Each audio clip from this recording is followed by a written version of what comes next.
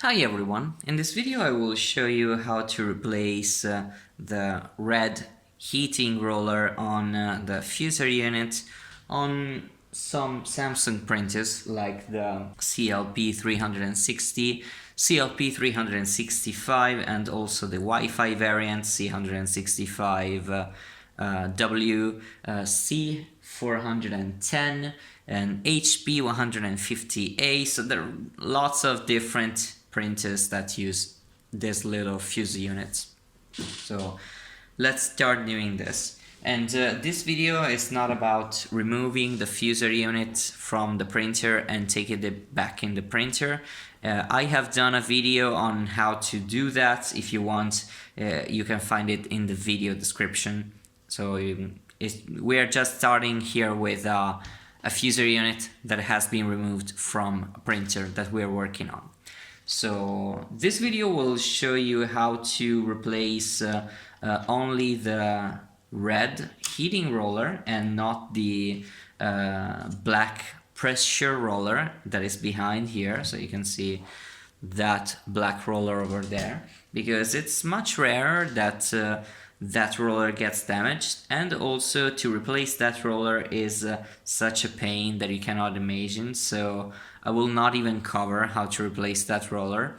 These fusers also are very inexpensive, so if you can find the full assembly, if you have a damaged pressure roller, well, that's, I think, the best way to do it. But if you have only the red heating roller that is damaged, well, you can replace it. So let's close this cover, and we need to remove two screws on the top of the fuser unit to get started. This one and this one. But if you remove one screw completely and then the other, you will apply a bit of too much pressure on the plastic chassis of the fuser unit. So what I suggest you to do is to unscrew a bit of one screw and then move to the other one.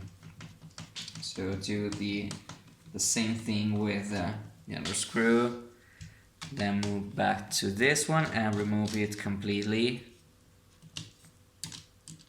Okay, and then remove the other screw completely.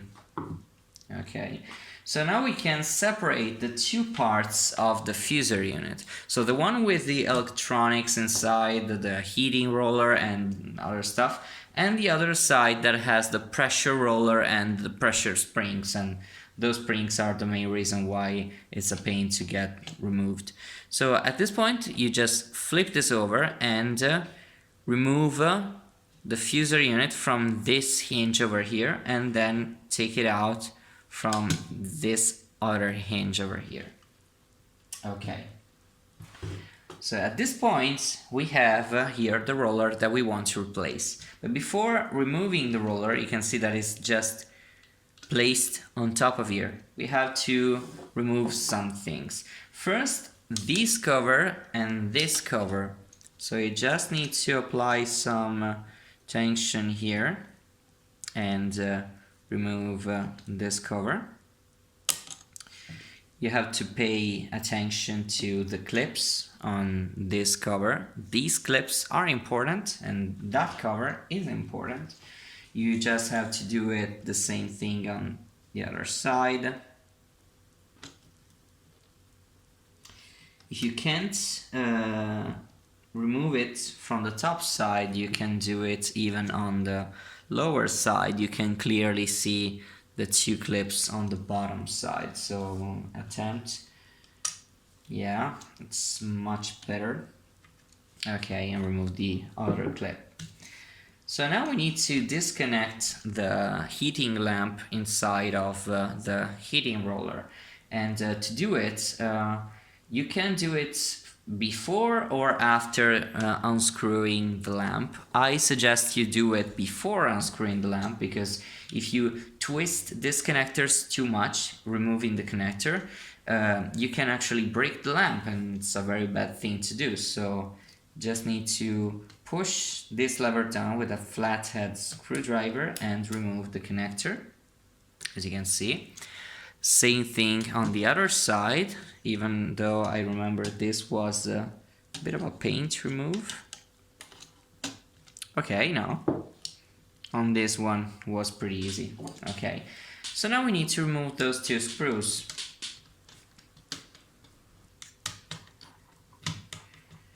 Okay, and after removing those screws, you can remove the roller and the lamp will come with it inside of the roller itself. So let's take out the roller. Okay. And the lamp is coming out with the roller itself. So now we can take the roller to one side and get the lamp outside. You need to be very careful with this lamp because aside of the fact that you have to twist a bit to remove, you must not touch the surface of the lamp because that lamp gets extremely hot during operation, and if you touch it, you stain it in that single part, and the stain, the fingerprint oils that you get on the lamp will burn and get to a higher temperature than the glass itself, and that will probably break the lamp and, well, burn the lamp prematurely. So this is our roller, and you can even remove the gear to the side, and this is the part that you have to replace. But before replacing the roller, I want to show you something that is pretty important. As you can see here, we have a thermal resistor, so a thermistor.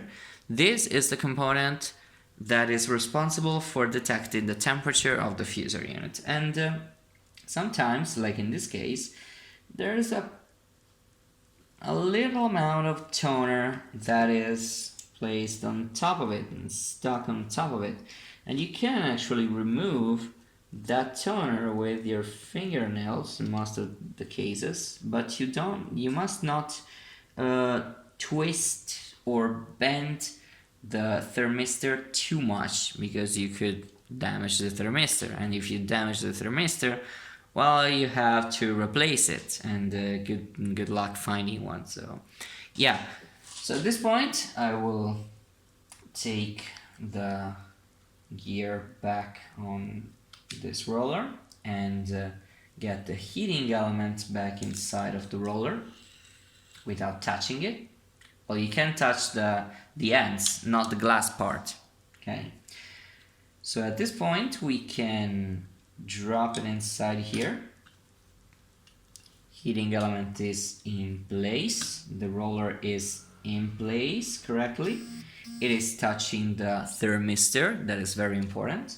So now we can take the screws back in the plastic, so to get the heating element fixed in place.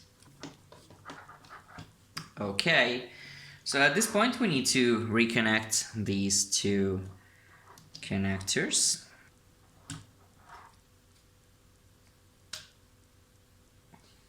Okay, that is in. So we need to get these covers on. These covers are important mainly to prevent the electrodes here to arc to other parts of the printer. So take that and get them installed. And okay, after you have inserted the two plastic covers, we need to join the two halves of the fusor unit together. So first we need to insert the left hinge like so, then get the right hinge in place, you can see it joined, and then close the fusor units. Okay, you can press the two halves together and they join. So now we need to, as we did with the disassembly, do the same. So get a screw, insert it without tightening it fully. So Then we get the other screw. So we tighten the screw completely and tighten the other screw.